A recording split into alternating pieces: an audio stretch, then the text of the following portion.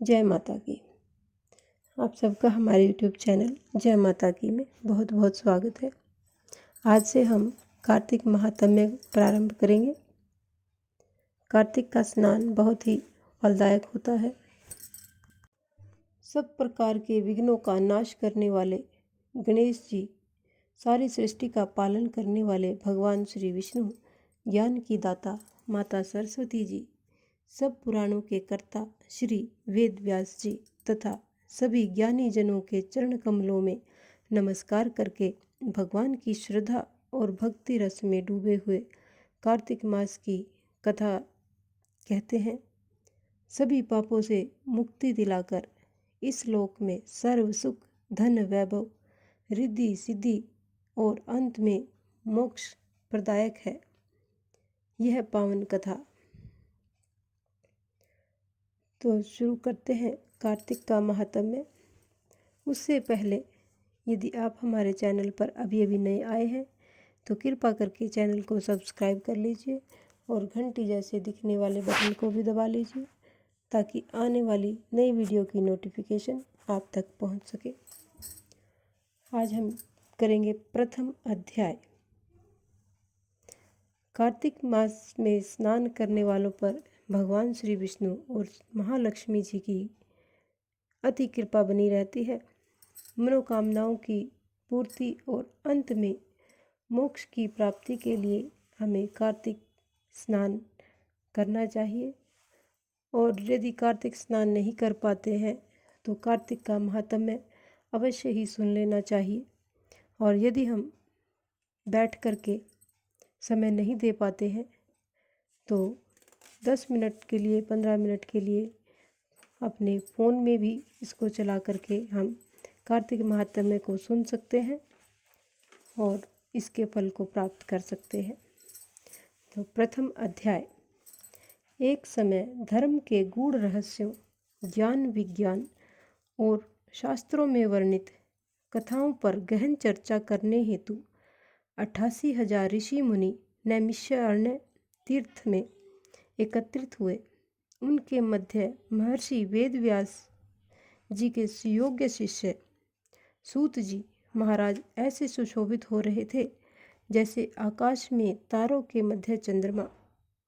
धर्म के सभी गूढ़ रहस्यों, 4 वेदों, 6 शास्त्रों और 18 पुराणों के ज्ञाता श्री सूत जी से शौनकादि 88,000 ऋषि मुनियों ने कहा, हे मुनि श्रेष्ठ श्री सूत जी, आप कृपा करके हमें कोई ऐसा सरल उपाय बताइए जिससे हमारी इस महाघोर कलयुग के प्रहार से रक्षा हो सके।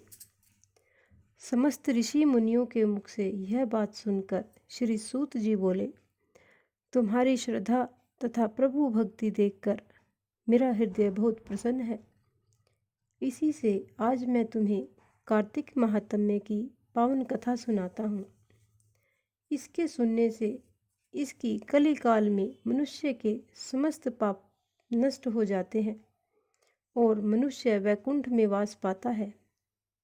सो आप सावधान होकर इसे सुनिए। एक समय सभी जीवों का भला चाहने वाले श्री ब्रह्मा जी के पुत्र श्री नारद मुनि ब्रह्मलोक में पहुंचकर जगत रचयिता श्री ब्रह्मा जी को नतमस्तक प्रणाम करके विनीत भाव से पूछने लगे, हे जगत पिता, कृपा करके आप कोई ऐसा धर्मोपदेश सुनाने की कृपा करें जो इस कली काल में सब पापों का नाश करके मोक्ष देने वाला हो। नारद जी की श्रद्धायुक्त बात सुनकर ब्रह्मा जी बोले, हे पुत्र, तुमने संसार के कल्याण हेतु यह बात पूछी है। तुम्हारी भगवान के चरणों में सच्ची श्रद्धा और भक्ति देखकर आज मैं तुम्हें कार्तिक मास का पावन महात्म्य सुनाता हूँ, जिसके पढ़ने और श्रवण करने से मनुष्य के समस्त पाप नष्ट हो जाते हैं और इस संसार में सुख भोग कर अंत में वैकुंठ धाम को प्राप्त करता है। यह कार्तिक मास भगवान को अत्यंत प्रिय है। कार्तिक मास में किया हुआ व्रत, दान, नियम, संयम, पूजा पाठ तथा कथा श्रवण और भगवान के नाम का जप व कीर्तन अत्यंत फल प्रदान करते हैं। कार्तिक मास में भगवान का गुणगान वाद करके सब प्रकार से फल मिलता है। कार्तिक मास में भगवान के प्रति किया गया प्रत्येक धार्मिक कृत्य सबसे बढ़कर फल देता है। इससे बढ़कर कोई तप और कोई यश नहीं है। तुमने संसार की भलाई के लिए यह उत्तम प्रश्न किया है, सो मैं कार्तिक मास के महात्म्य की पुण्यदायिनी कथा कहता हूँ। अब तुम श्रद्धायुक्त और सावधान होकर सुनो।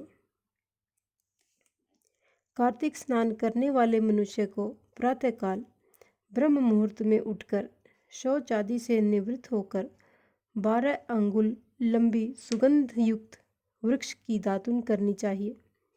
परंतु याद रहे कि श्राद्ध, सूर्य अथवा चंद्र ग्रहण और एकम अमावस्या, छठ, नवमी, एकादशी और रविवार को दातुन नहीं करनी चाहिए।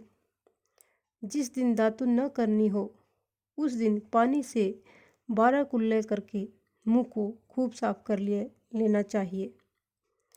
जब 2 घड़ी रात्रि शेष बचे रह जाएं, तब काले तिल, चंदन, चावल, पुष्प या कुशा लेकर तालाब, कुंड, नदी अथवा किसी भी तीर्थ स्थान पर जाएं।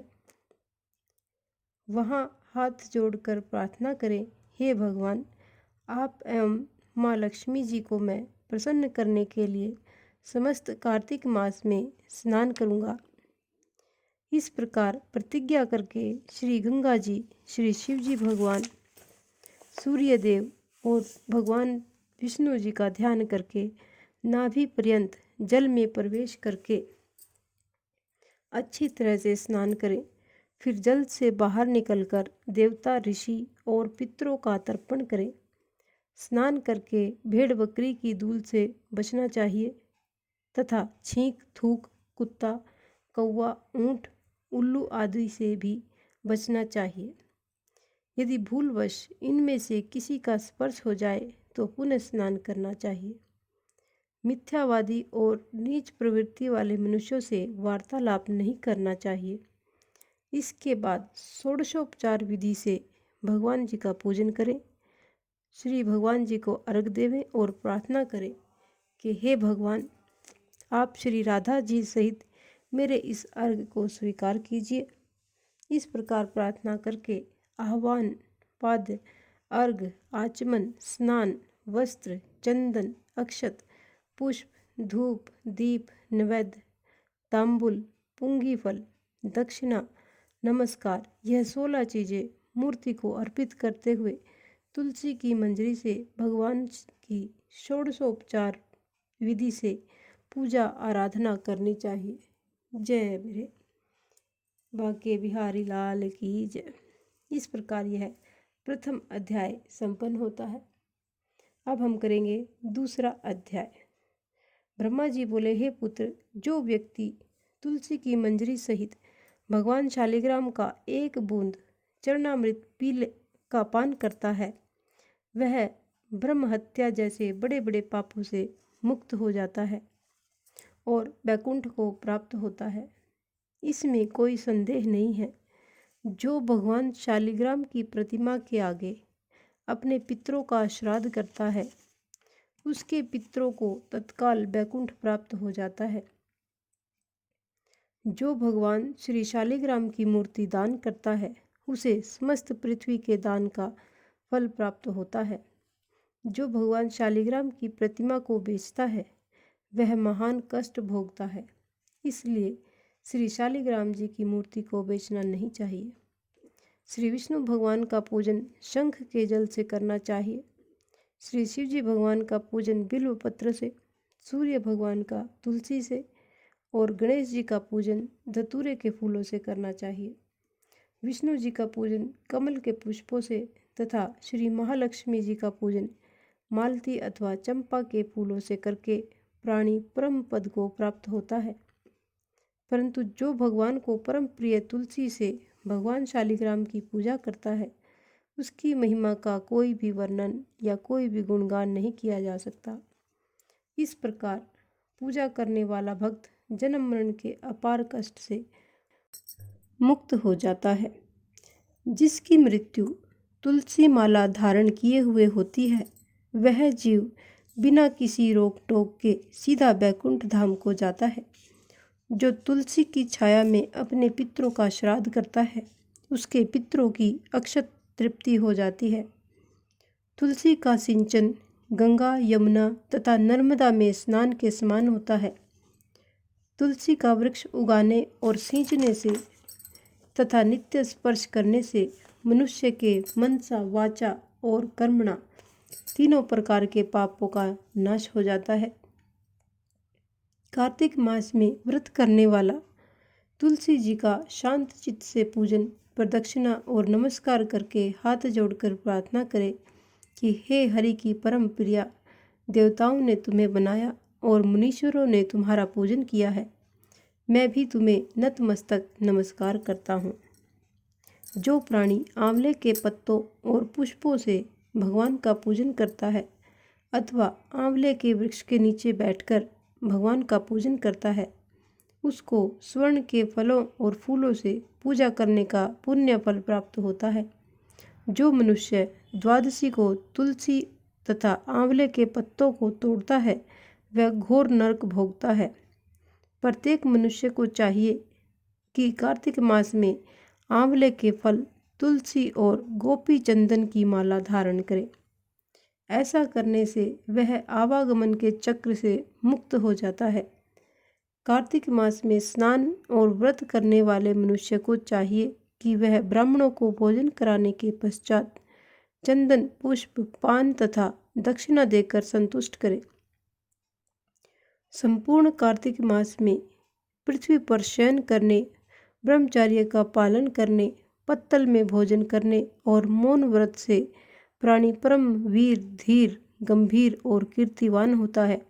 जो मनुष्य एक समय आंवले के वृक्ष के नीचे पूर्ण कार्तिक मास में भोजन करता है, उसके 1 वर्ष के समस्त पाप नष्ट हो जाते हैं। व्रत करने वाले को शहद, कांजी, दाल, तेल, कच्चा भोजन, दूसरे का अन्न तथा कोई भी तामसी या बुरे नामों वाला भोजन नहीं करना चाहिए। रविवार को आंवला खाना भी वर्जित है। देव, गो, वेद तथा दूसरों की निंदा नहीं करनी चाहिए। अंडे, मांस इत्यादि का सेवन तो क्या ध्यान भी नहीं करना चाहिए। मिट्टी में उत्पन्न हुआ नमक, मसूर, बासी भोजन, तांबे के पात्र में डाला हुआ दूध इत्यादि ये सब मांस के समान ही माने जाते हैं, अतः इनका प्रयोग भी नहीं करना चाहिए। केवल स्वयं अपने लिए बनाया गया भोजन भी मांस के समान होता है, अतः किसी दूसरे को खिलाने के बाद ही स्वयं भोजन करें। लहसुन, प्याज, गोभी, फूल गोभी, गाजर, जंगली घिया, बैंगन, पेठा तथा दोबारा पकाया भोजन व्रत में नहीं खाना चाहिए। रजस्वला स्त्री, मलेच्छ, पतित तथा पाखंडी आदि से भूल कर भी बात नहीं करना चाहिए। एकम को पेठा, दूज को बैंगन, तीज को गोभी का फूल, चौथ को मूली, पंचमी को बेलपत्र, छठ को कलिंदा, सप्तमी को आंवला, अष्टमी को नारियल, नवमी को जंगली घिया, दसवीं को परमल, एकादशी को बेर, द्वादशी को मसूर, त्रयोदशी को पान, चतुर्दशी को तथा अमावस्या और पूर्णमासी को किसी भी फली का साग भूलकर भी नहीं खाना चाहिए। इस प्रकार ये यहाँ पर हमारा दूसरा अध्याय संपन्न होता है। इस प्रकार की और भी अन्य धार्मिक रोचक कथा कहानियों को सुनने के लिए हमारे चैनल को लाइक करें, सब्सक्राइब करें और अपने मित्रों और प्रियजनों में आगे भी शेयर करते रहिए। जय माता की।